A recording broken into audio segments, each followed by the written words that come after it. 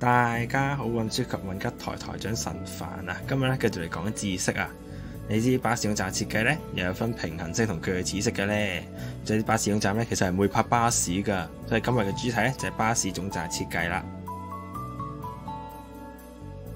咁巴士總站咧，相信唔使解釋乜嘢咧，都知道係乜嘢噶啦。不過喺定義上咧，可能同我哋認知有少少分別嘅。咁總站咧就係巴士嘅起點站、終點站啦。咁所以咧，部分喺路邊出發路線咧，其實都係一個總站嚟嘅。咁就例如九巴有一條繁忙時間嘅路線啦，就係98X。咁佢喺港島區個總站咧，其實就係一個普通喺路邊嘅巴士站嚟嘅啫。所以總站咧，其實唔一定係一個巴士嘅空間嚟嘅。咁而家咧就講咗呢個有固定空間嘅兩款總站，平行式同鋸齒式嘅總站分別先啦。咁平行式巴士總站咧就係而家最傳統同埋最普遍嘅設計啊。咁個總站咧就好多條唔同並排車坑咧，就俾巴士停泊嘅。咁簡單嚟講咧，就一排排巴士咧就排一條條嘅坑入邊。咁每一條坑咧就有啲空間咧，就俾乘客可以喺度等上車嘅。咁坑位亦都可以分單坑啦、雙坑同三坑等等。咁就分別代表可以同時有幾多架巴士並排咁停喺同一個坑入邊。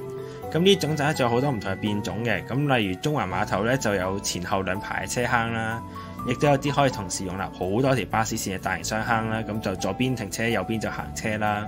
咁就嚟呢個沙田市中心嘅總站，咁呢設計就可以容納更加多嘅巴士啊，咁啲車又可以更加密集嘅停喺總站邊。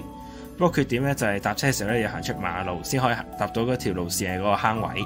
咁你當巴士開嘅時候咧，咁行人喺路面咧就有一定危險性啦。咁所以咧有啲嘅總站咧都有啲通道喺度連接嘅。咁就會連接呢個坑位嘅候車區同埋上層嘅平台，咁就可以方便乘客咧喺上面多啲人嘅商場咧就落去總站。咁就例如呢個荃灣港鐵站總站啦，或者呢個我設計嘅呢個軌快中央總站啦。不過個平台就喺下面，就唔係上面咁樣嘅啫。咁講完平行式總站咧，就講鋸齒式嘅巴士總站啦。咁而家比較新式嘅總站就偏向用呢個設計多啲嘅。咁啊個名咧就係因為巴士嘅停車位咧就少凹落去嘅位啦，咁啊有好多個位咁樣組合而成。不過就唔係所有嘅鋸齒式總站咧都有呢個線嘅，咁就呢條線可以係直線啦，咁一定係鋸齒嚟嘅。咁呢個總站設計就係一個圓啦，咁啊乘客仔喺最出邊個圈入邊咧就可以去到呢個上車位啦。咁你就唔需要喺車道上面行啦，咁比較上咧行就安全啲，而且就可以容納更加多嘅路線。不過因為呢個設計咧，巴士喺度轉圈嘅。咁所以咧，要嘅空間就大好多，因為咧就轉唔到彎嘅啦。加普通嘅鋸齒式總站咧，就通常係青衣港鐵站啦，亦都有啲唔同嘅變種啦。咁例如一啲長條形嘅，好似梳咁嘅設計啦。咁啊，例如迪士尼巴士總站啦，同埋港珠澳嘅總站。咁就知道仲有一種咧，叫做平行嘅鋸齒式總站。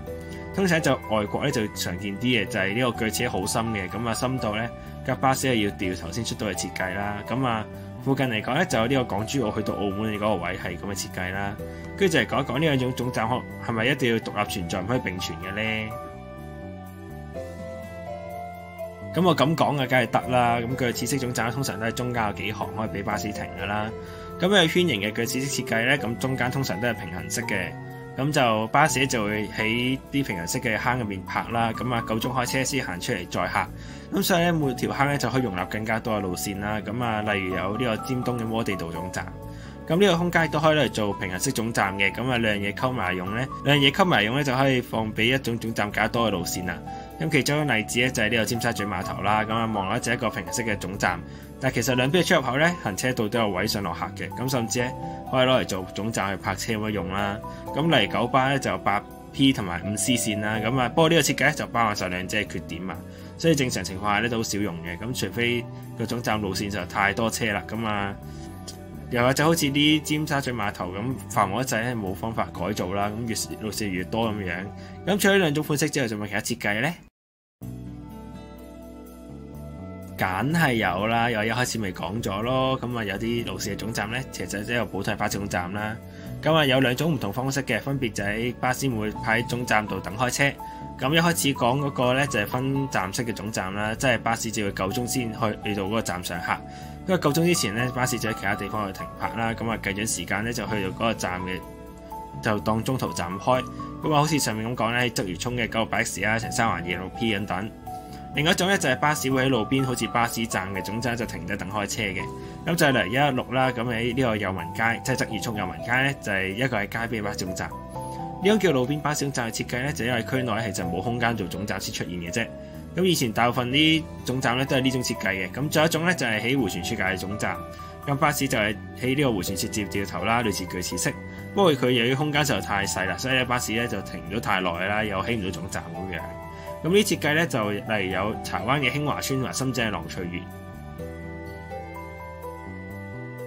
咁最後咧就係提一種新嘅設計啦。咁啊呢排觀塘裕民坊嘅總站開咗啦，咁啊係一個室內嘅鋸齒式總站嚟嘅。咁啊呢個總站嘅候車空間就同巴士總站分隔啦。咁啊成日開喺有冷氣商場嘅等車，跟住巴士開出嘅時候咧先經過呢個分隔門先至上車嘅。呢種亦可以叫做分隔式總站嘅設計啦，咁就可以搞保護乘客安全，有一更舒服咁上車。不過如果你話有冷氣總站咧，呢個又唔係香港第一個啦。喺藍田港鐵站嘅總站咧，咁九巴士42 C 嘅候車區咧就係一個冷氣嘅候車區，亦都係專營巴士嘅第一個有冷氣嘅候車室。不過如果你去呢個候車室咧，係經過巴士總站冇冷氣嘅空間嘅。咁另外咧，非專營巴士亦都有幾個分隔式嘅設計啦。咁我覺得可能要揾日講一講專營同非專營嘅分別。咁總之咧，就例如呢個馬灣嘅珀麗灣啦，就珀麗灣客運咧就有呢個設計啦，或者落馬洲新田嘅皇崗巴士都係呢個設計嘅。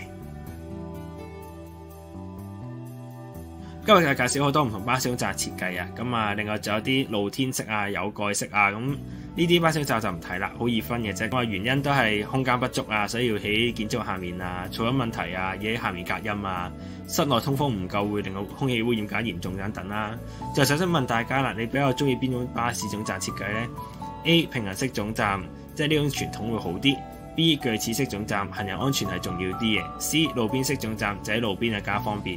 啲其他留言分享你睇法。咁由於我都唔係好熟呢啲介紹啊，有咩建議歡迎補充分享留言啦。咁啊可以俾個讚俾個鼓勵我。咁將來想睇啲更加多交通方面嘅介紹，可以分享睇我睇法，或者睇下遊車河等咧，都歡迎長期訂閱我嘅。今集就嚟到啦，下次再見啦，拜拜。